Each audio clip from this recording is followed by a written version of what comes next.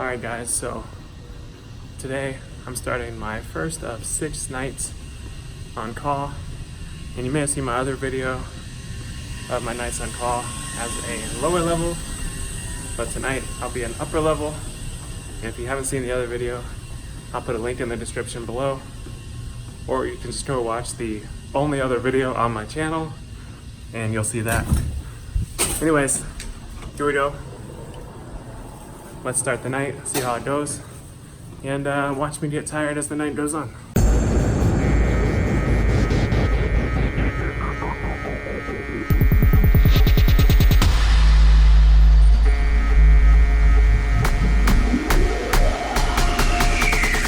Okay, so some of these videos are going to be a little dark because I am a radiologist after all. But I literally just got here and got paged by an outside hospital about a stat read on a study, because we read from multiple hospitals and places around this area. So, first study of the night. Alright, so I just read a whole bunch of MRs.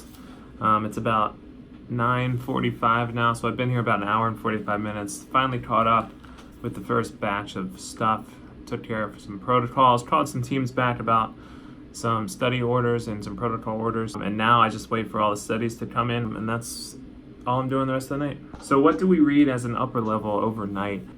So we read a number of different studies. We'll read anything from x-rays to CTs, chest, abdomen, pelvis, head, neck, foot, you name it. We also read plenty of MRIs overnight.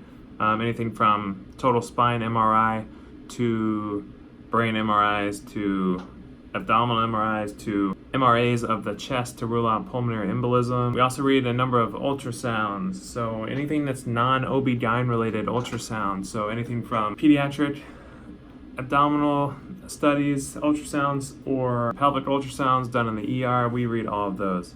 So how is upper level status, the big upper level status, different from the lower levels? So when you're a lower level or a second year resident, aka third year resident but second year radiology resident, so PGY 3 R2, you will read a majority, well actually you read every single study out of the ER that's not an MRI or essentially a pediatric or pelvic ultrasound. So they read everything. And again, like I said, click on my only other video to watch a day in the nightlife of a lower level radiology resident. It's kind of a crappy video because I did it through Instagram stories, but you'll get the idea. So basically it's me and another lower level resident on call overnight. We don't have any attendings overnight, so we basically make all the decisions on our own. The lower level will make every emergent decision on their own, and they can call us if they need to, but a lot of the times they don't, and it's part of the learning process. If stuff is a little tough, they'll give us a call, but we actually don't ever call the attendings. I don't think anybody last year from my year called any attending overnight. There'll be a rare exception where maybe you'll have like an attending surgeon who wants to take a patient to the OR and doesn't trust your read. But this is a pretty resident-run hospital, and everybody trusts the resident's opinion, from the surgery residents to neurosurgery residents to the ER residents. We all kind of work together and figure things out, and only involve the attendings when we need to. So that's why I like working here. I can't tell you how many times trauma surgery attendings with 30 years of experience come down to speak to a radiology resident about a CT, because it's nice when they come and talk to us and trust our opinion. That's a lot of the reasons why I chose this program to begin with. We get a lot of autonomy, and you make the decisions, and no one else. Just let me see if I have any studies to read while I'm sitting here talking. And I also forgot to mention, as an upper level, you're doing all the procedures.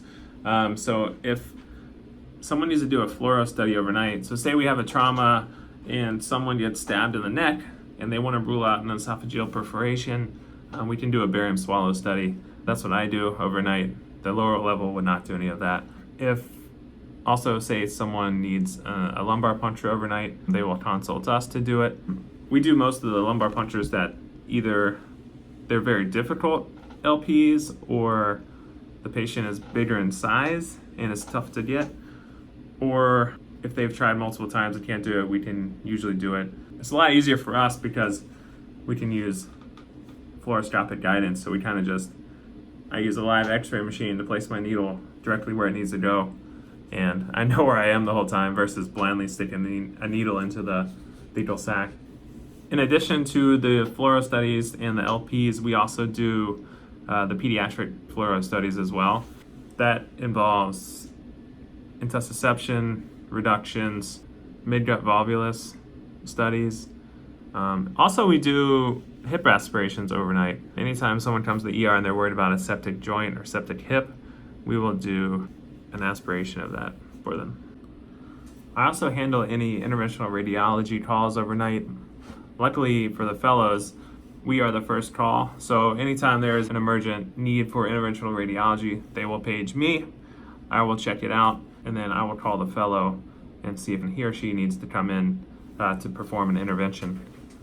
All right, so I have a good bit of studies to catch up on now, and I will get to those, and then we will discuss a little more later. All right, so I'm finally caught up, and it's like 1:40, and as you can see, I'm already getting tired, which is unfortunate because I still have, 6 hours left, so I'm like halfway. I'm in for a bad night. All right, so it's literally 3 o'clock right now, and I just caught up. We had a series of traumas and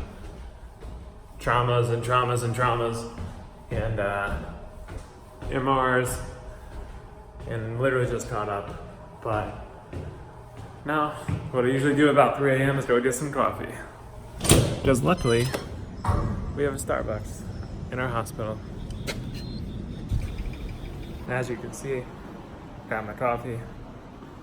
So I guess I'll continue the next 5 hours. All right, guys, so it's about 4 a.m. now. I have my coffee, like I said. Now, basically, at this point in the night, we get all caught up with all of our studies.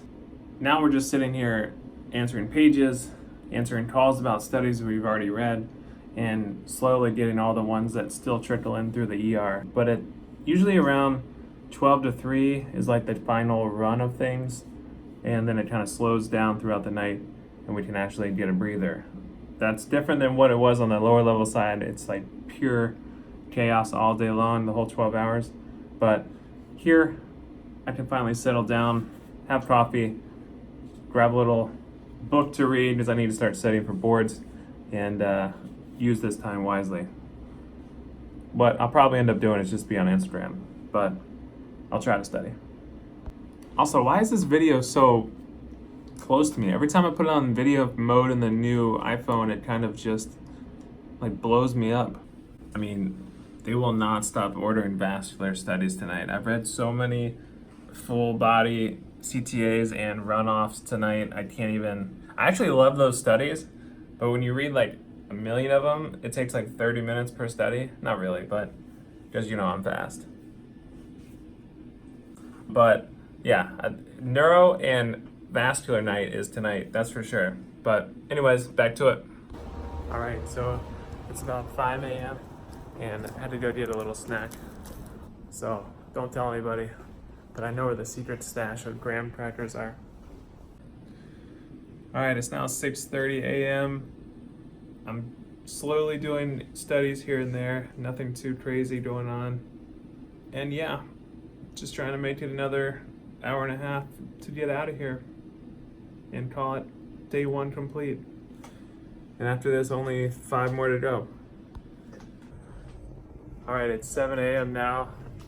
I'm pretty tired.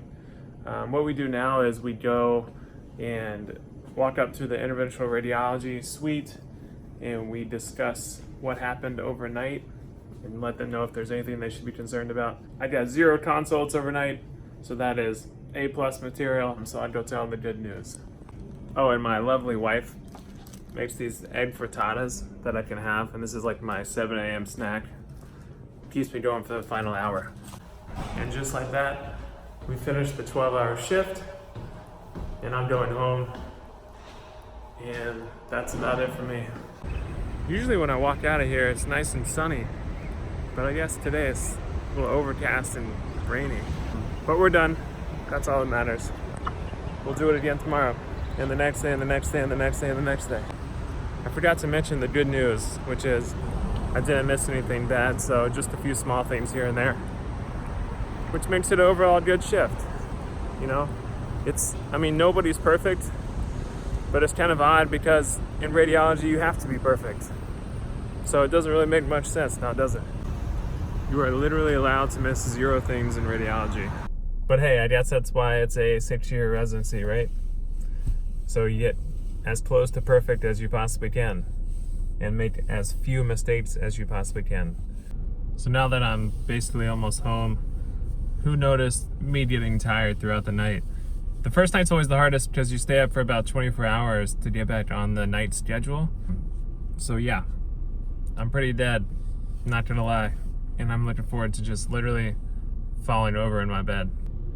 That pretty much concludes the night 1 as a radiology upper level resident. Please feel free to leave a comment below if you have any questions. I'll try to answer all of them. Maybe I'll do like a Q&A video eventually too. Please do me a favor and smash that like and subscribe button, and I will see you guys next time.